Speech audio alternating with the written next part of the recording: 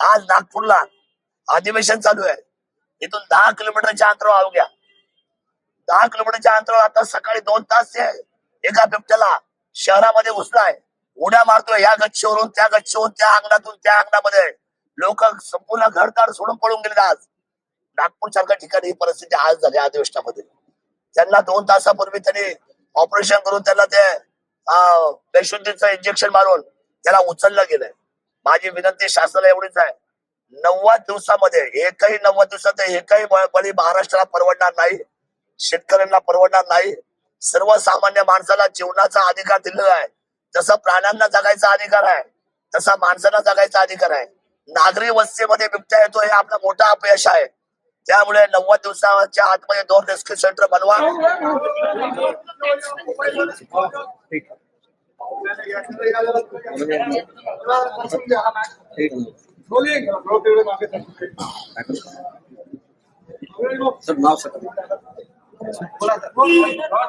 मी आमदार शरद सोनवणे, किल्ले शिवनेरी छत्रपती शिवरायांची शिवजन्मभूमी, तालुका जुन्नर, जिल्हा पुणे. माझ्या विभागामध्ये 3 महिन्यामध्ये 55 बळी हे बिबटच्या हल्ल्यामध्ये झालेले आहेत. 2014-15च्या हिवाळी अधिवेशनामध्ये मी हा धोका सांगितला होता शासनाला की ही मांजराची प्रजात आहे. हा शेड्यूल 1 चा नसून हा शेड्यूल 2 चा आहे. त्याला शेड्यूल 2 मध्ये आपण प्रस्तावित करा, जेणेकरून याला आपल्याला पकडता येईल किंबहुना आपल्याला याचा बंदोबस्त करता येईल. पण त्यावेळेला काही मनावर फार काही घेतलं नाही. आज जवळजवळ हजारोच्या संख्येने संपूर्ण बिबट आज महाराष्ट्रावर फिरतायत.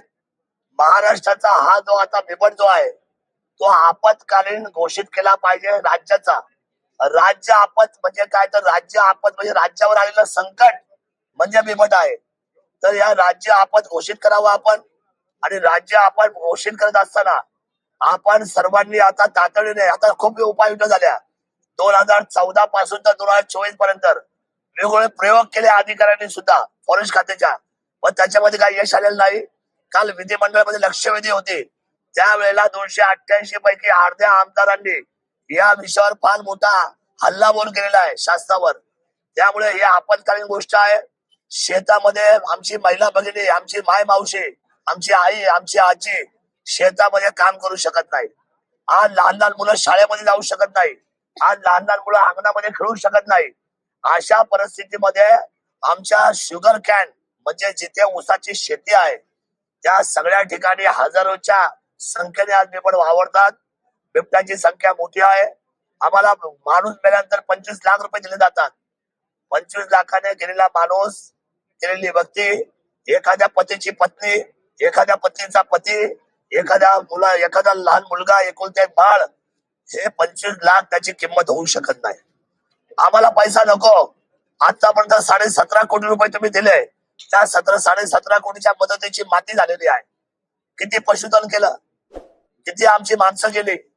त्यामुळे आता बिबटच्या बाबतीमध्ये मी त्याला एक उपाय सुचवलेला आहे.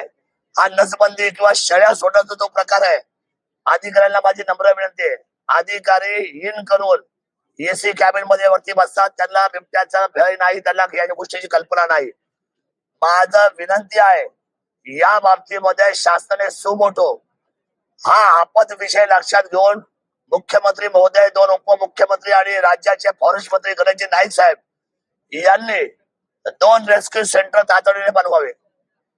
2 रेस्क्यू सेंटर, एक जुन्नर मध्ये आणि एक अहिल्यानगर मध्ये, की जेणेकरून या रेस्क्यू सेंटर मध्ये तुम्हाला तातडीने यांना पकडता येईल. आज नागपूरला अधिवेशन चालू आहे. इथून 10 किलोमीटरच्या अंतरावर अवघ्या 10 किलोमीटरच्या अंतरावर आता सकाळी 2 तास ते एका बिबट्याला शहरामध्ये घुसलाय. उड्या मारतोय या गच्चीवरून त्या गच्चीवरून, त्या अंगणातून त्या अंगणामध्ये. लोक संपूर्ण घरदार सोडून पळून गेले. आज नागपूर सारख्या ठिकाणी ही परिस्थिती आज झाली अधिवेशनामध्ये.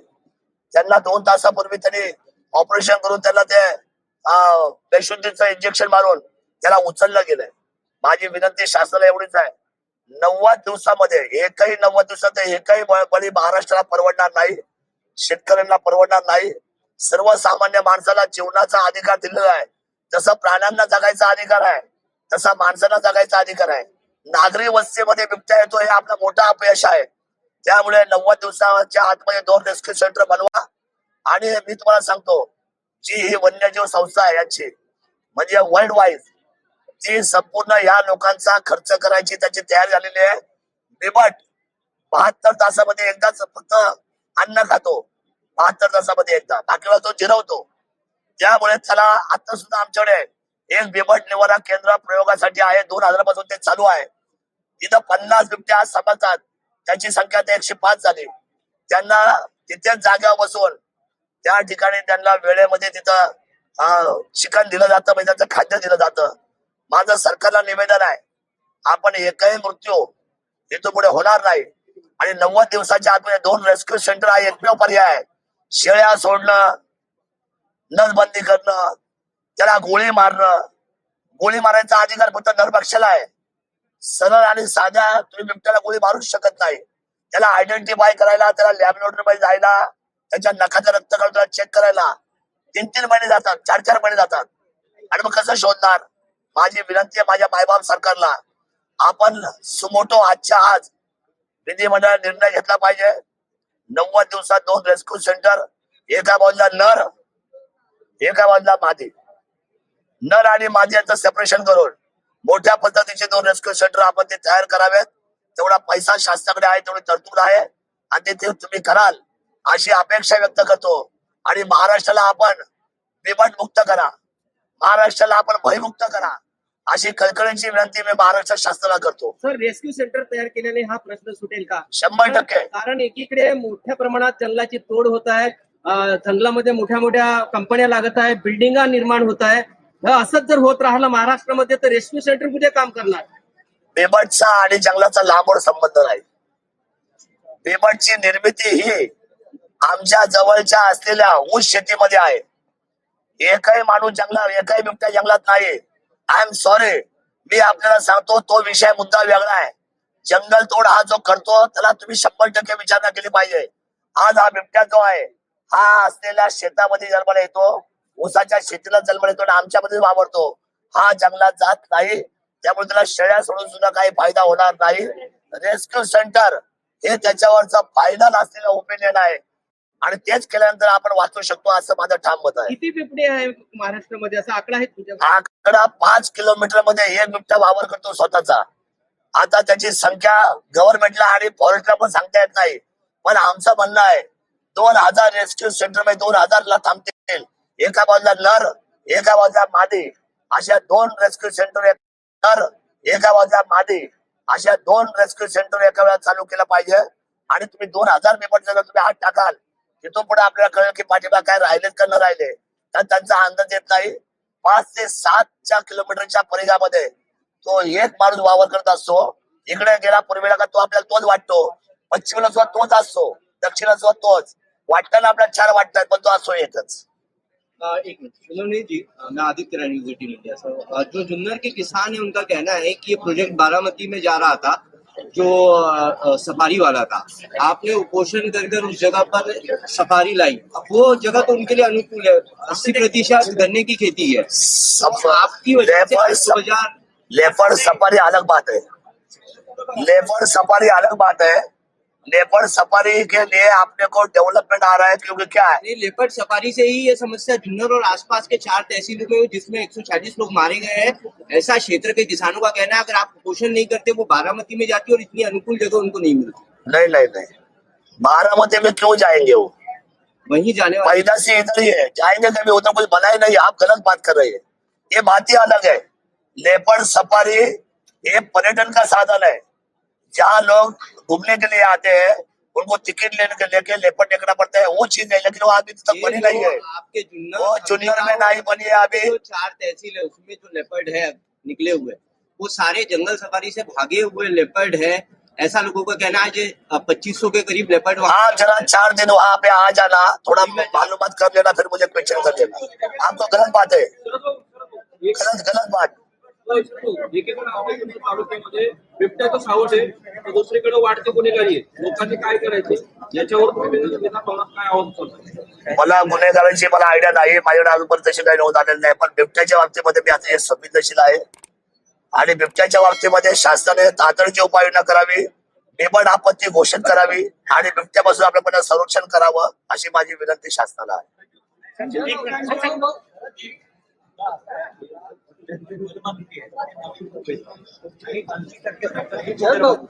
मागच्या वेळेस जेव्हा या बऱ्याच उपाययोजना तशा प्रकारची अंमलबजावणी झाली. वनमंत्री विदर्भातला असावा असं मला वाटतं. वनमंत्री कुठले जरी असले तर आता वाढणारी संख्या, गेलेला काळ आणि येणारी आव्हानं लक्षात घेता आज जे वनमंत्री आहेत ते इथून मागे सुद्धा 94-95 5 वर्ष वनमंत्रीच होते. त्यांचा हा दुसऱ्यांदा टर्म आहे. ते हुशार आहेत, संवेदनशील आहेत. उपाययोजनेमध्ये आपण भरकटता कामा नये. आता याच्यावर लाईन ऑफ ऍक्शन व्हायला पाहिजे. रेस्क्यू सेंटर हे याच्यावरचं अंतिम उत्तर आहे असं आमच्या सर्व शेतकऱ्यांचं, सर्व राहणाऱ्या लोकांचं आणि तमाम मायबाप जनतेचं आमचं हेच सांगणं आहे शासनाला की आता यांना उचलाने आतमध्ये करा, यांना बाहेर फिरून देऊ नका.